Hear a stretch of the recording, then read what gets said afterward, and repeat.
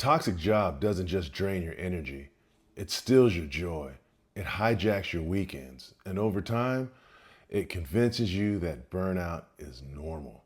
I know because I spent half of my life and I spent years and years and years in that cycle until that one moment that I broke free.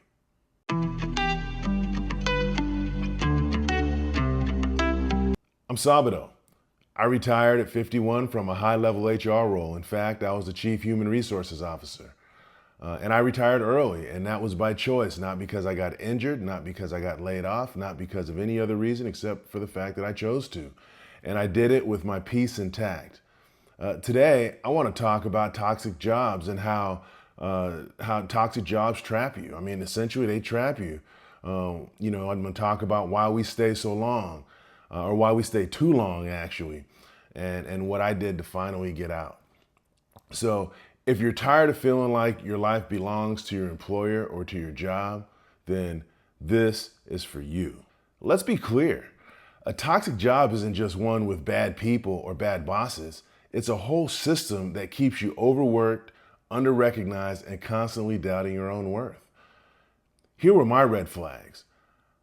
I would leave physically exhausted, even on light days. And as an executive, we work hard, we do a lot. But I'll tell you, even on light days, I left work completely exhausted.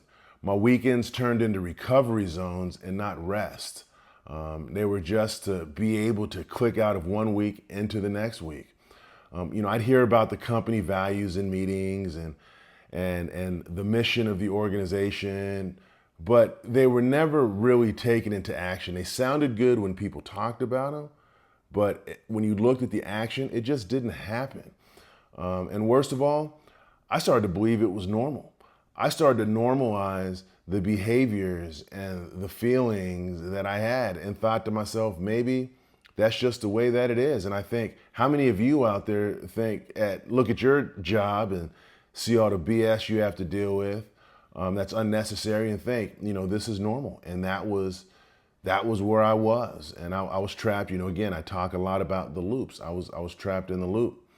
And and it's funny because that's really how toxic environments, keep you stuck. They rewire your expectations. You start thinking that is normal and you start actually looking forward to it and you become comfortable with it and think that when it's not happening, something's wrong. Let me be honest with you. We don't stay because we love the job. Again, I challenge any of you, if you were to win the lottery tomorrow and get $50 million, would you continue doing what you're doing? And again, if the answer is yes, then I commend you for that, because then you're living your dream, you're living your life's purpose, you're where you want to be. But 90% of us aren't. And if you're telling yourself that, ask yourself the question. You don't have to tell anybody. You don't even have to tell me. I'm not going to ask you to leave it in the comments. But what I am going to say is you got to be honest with yourself, because at some point you're going to look back and say, maybe Sabado was onto something. And a lot of times we stay because we're afraid. We're afraid of starting over. As people, we find safety and comfort in routine. We're creatures of habit. And so we're afraid of starting over. We're afraid of having to do the HR paperwork, do the background checks, do the drug tests, doing the interviews, having your first 90-day review, all of those things.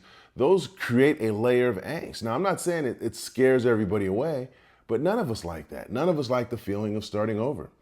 We're afraid of losing income. A lot of times when you start a new job, you have to get into their pay cycles. And sometimes if you're paid bi-weekly, sometimes it takes a full cycle for you to get a check. And that first check is gonna make you late on your rent or your mortgage or your child support or whatever it is that you have to pay. And we don't wanna find ourselves in that situation where we lose that income, or we just lose the money from it, or we lose the ability to contribute to our 401ks or 403bs or our retirement plans or any of that. And so that becomes a real scary part in our lives. And we're afraid we're not ready. Sometimes we think about going into new situations and saying, look, this next job is going to require a different set of skills. Not that you don't have the skills, but maybe you didn't use those skills in your current job. And so you're afraid that if you make the switch, you may not be ready for it. You may not be ready for the enhanced level of responsibility. You may not be ready to lead a bigger team. And so what do? We stick around because they say the devil we know is better than the devil we don't know. And that's no different when you're looking at dealing with your toxic work environment. But what I found for myself, and I really tried to stick it out, was staying at that toxic job in that toxic environment was costing me more than leaving ever could. And sometimes you have to be in the situation to understand the situation and realize the difference. I look back and I realize how much it was hurting me. During the time, I just figured, you know what? I'm a black man caught up in the mix. Life is hard. This is just what I have to do. But that was 100% unadulterated bullshit. We shouldn't have to subject ourselves to that. And so it was really costing me. So the first thing I did was, I stopped waiting for things to get better. I realized, I talk a lot about seeing things for what they are as opposed to what I wanted them to be. And I went for a long period of time thinking about how I wanted things to be and thinking they were going to change. And then I realized they're not going to change. And then I looked at my finances. And I've talked about it in other videos where when, we got a financial advisor some years back and we were preparing for retirement, looking at mid-50s, late 50s, early 60s. And we just did a real hard look at our finances, our expenses, and really tried to understand what would happen if we retired now. How would that affect the long-term plan? And started backing that up and saying if we waited 2 years, if we waited 3 years, if we waited 1 year, if we waited 6 months, and it got to the point where we can make it work if we did it right away. I calculated how much my monthly expenses were and not, the wants. I have a friend of mine that said in order for him to retire, he would have to make 40% more than what he's making right now. And so that's not realistic because if we could make 40% more now, then we would do it. And so I started to look at how much I really needed to survive. How much is my mortgage? How much are my car payments? What's my cell phone bill? What's my water bill? How much am I spending on food on average? What are those costs that I just need to survive? And what are the things that I could cut out? And and again, not just to survive, but to thrive. So as opposed to, I talk a lot in the past about the budget actual variance. And what do I need to live? And what's the difference between that? And then how do I manage that variance? And so I really started to take a look at, how do I thrive? How can I do the things that I want to do as I started to think about how would I spend my free time? Starting a YouTube channel, doing some volunteering, playing the piano, all those things, traveling to see friends. You can see I'm at my best friend's house now and you can see the artwork in the background and so on. So how am I going to be able to do those things? And then I just went down the list and said, if it's not something that's A, B, or C, then I was out. I cut out cell phone bills. We sold the RV. We did a bunch of things to really manage expenses and cut a lot of unnecessary spending, cut down on the Uber Eats and the DoorDash, cut down on a lot of the things that I was doing for other people. I was playing golf on Sundays with a group of guys that I really didn't like playing with, but I was doing it because I felt like I needed something to recover from the week prior. So I cut them out. So I cut out a bunch of toxic people. I made a lot of changes to unnecessary spending and really started treating my exit plan like a second job. Let me make sure that I could set myself up. Same thing for my wife. My wife's situation was a little bit different, but it was how do we set ourselves up to get to the second stage? Part of the reason we live in the town that we live in now was because we knew it had a lower cost of living and that we wouldn't have to buy another house because our old house was a multi-story house with stairs. So we moved to a different area. And I started to realize that the time was going to come. And so as we got closer, I really took a look at all that unnecessary spending and started to cut it out.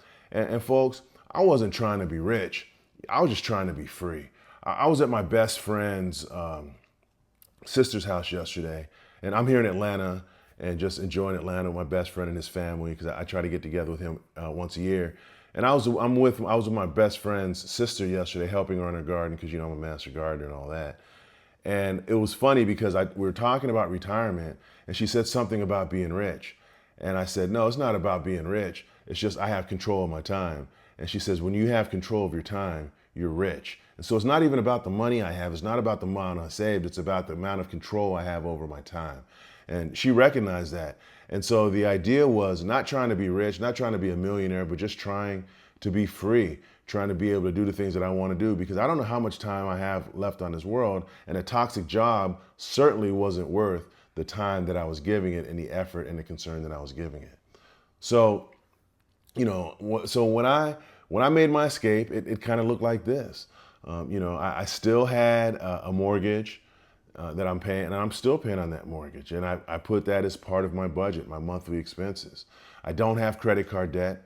Full transparency, I have two credit cards. I have an American Express card and I have a Visa card. I use the American Express card for monthly bills so I could get the points off of that and use that for travel. But I pay it off every month. My wife pays it off every month. And I have a Visa card because, quite frankly, a lot of places don't take American Express. So I wanted to just make sure I had another credit card. And I have my debit card so I can get cash from the account. But I don't carry credit card debt. There's no need for me to pay free money to somebody else for money that I didn't have in the first place, that then eventually net cuts into my funds.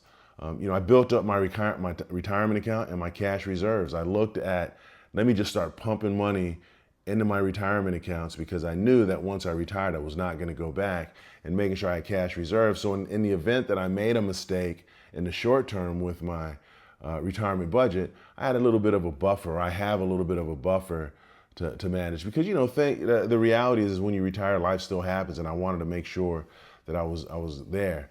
I contributed to the maximum allowable per year to my 401k in the last couple years, because I wanted to make sure that I put away as much taxable income. And did it hurt at first? Sure it did. I had been putting away quite a bit, but when you start looking, when you turn 50 and you start looking at catch-up contributions, you can put in a little bit more. And I just hadn't been putting in that much up to that point. But then I had to ask myself, do I want to be happy now and have everything I want now, or do I want to have a life where I have the freedom and am able to do the things that I want to do, or nothing at all going forward? So I made that sacrifice.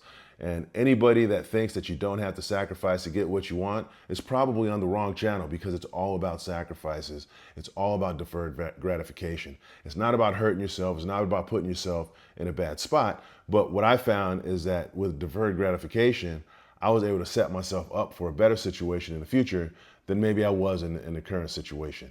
It's not that big of a thing, and you shouldn't put yourself that far behind, but I had to do it, and I started to put that maximum allowable away.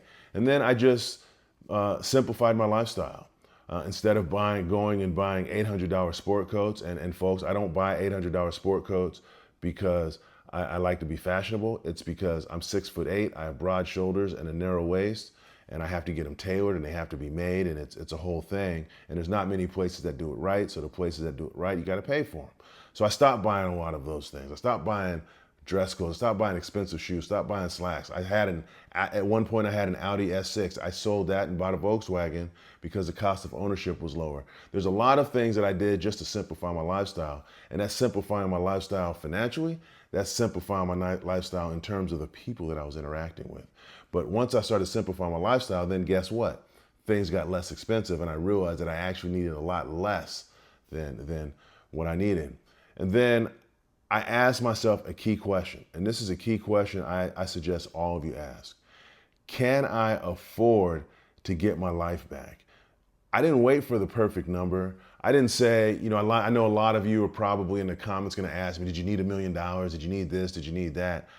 Folks, I'm going to tell you right now, I didn't have a perfect number.